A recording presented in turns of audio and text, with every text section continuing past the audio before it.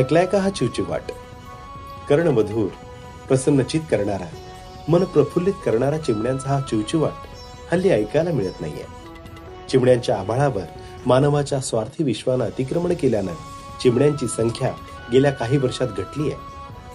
मुलांना लहानपणी खाऊ घालताना याच चिवताईच्या गोष्टी घरोघरी सांगितल्या जायच्या. मात्र ही चिमणी आता कथेपुरती जिवंत राहील की काय असं चित्र असताना कुणीतरी जेव्हा या चिमण्यांना जगवण्यासाठी आयुष्य झोकून देतं तेव्हा आशेचा किरण जागा होतो. सुंदरखेड भागात राहणारे चव्हाण कुटुंब गेल्या 2 दशकांपासून चिमण्यांना सांभाळत आहे. वडील हरी चव्हाण यांचा पक्षी सेवेचा वारसा त्यांचे शिक्षक पुत्र राहुल चव्हाण पुढे नेत आहेत. चव्हाण यांच्या घरी खूप साऱ्या चिमण्यांचा मुक्त वावर आहे. चव्हाण परिवाराच्या आयुष्याचा अविभाज्य घटक बनल्यात या चिमण्या.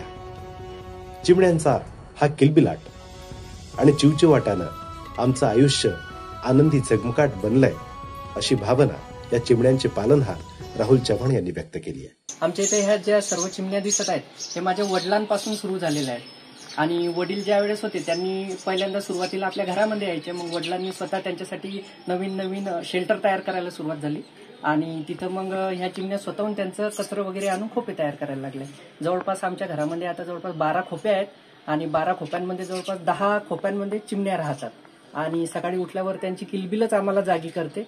वडिलांनी हा जे सुरू केलेलं होतं तेच आता वडील तर शेतामध्ये गेलेले आहेत राहायला, परंतु आता हे जे खोपे आणि ह्या चिमण्या आहेत त्यांना आम्हीच रोज दाना टाकणे किंवा पाणी देणे आम्हीच हे करत असतो. माणसं सकाळी उठतात तशा चिमण्याही उठतात. पहिलं काम चिमण्यांचं पोट भरणं असतं. मग कधी राहुल चव्हाण तर कधी त्यांची पत्नी विद्याताई या चिमण्यांना दाना पाणी देण्याचं काम नित्यनेमानं करतात. राहुल यांची आई सुद्धा आनंदानं चिवताईला आपल्या घरातील तांदूळ पोळीचा चुरा आणून टाकतात. चिमण्या केवळ आनंदच देतात असं नाही, थोडाफार त्रास पण देतात. अर्थात हा त्रास कुठला तुम्हीच ऐका.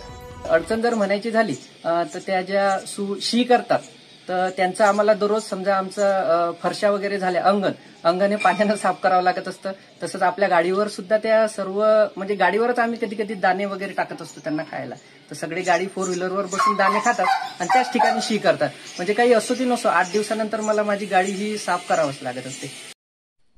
चिमण्यांची एवढी सेवा कशासाठी, यातून काय मिळतं असा प्रश्न जेव्हा चव्हाण यांना विचारला तेव्हा त्यांचं उत्तर ऐका. अनेकांमधील भूतदया जागी होईल. आणि मला जे सकाळी उठल्यानंतर जो कुठेतरी आपण चिमण्याचा चिवचिवाट विसरलेलो आहे तो आमच्या घरी येऊन बघितलं तर आमच्या घरी तुम्हाला हा चिवचिवाट तुम्हाला दिसून जाईल सकाळी आणि संध्याकाळच्या टायमाला.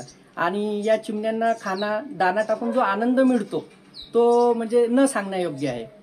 म्हणजे ते आपण शब्दात व्यक्त नाही करू शकत. त्यांना जे खाना वगैरे टाकत असतो आपण त्याच्यामुळे म्हणजे मनाला खूप शांती मिळत आहे. आणि त्याच्यापेक्षा जास्त तर आपण जो त्यांचा आवाज ऐकतो सर, आजच्या आपल्याला आवाज भेटत नाही आणि आपण आजच्या काँक्रिटीकरणच्या जमान्यामध्ये आपल्याला साधं झाड लावायला जागा नाही. त्या ठिकाणी जर ह्या चिमण्यांचा आवाज येत असेल तर मी खुर्ची टाकून जरी बसलो सर, म्हणजे 15-20 मिनिटं जरी बसलो तर मनाला एकदम शांतता वाटते.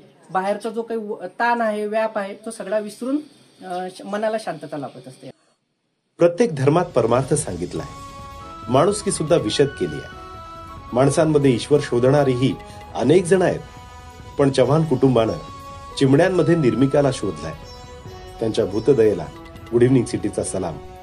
Ranjit Singh Rajput, city plus, Buldhana.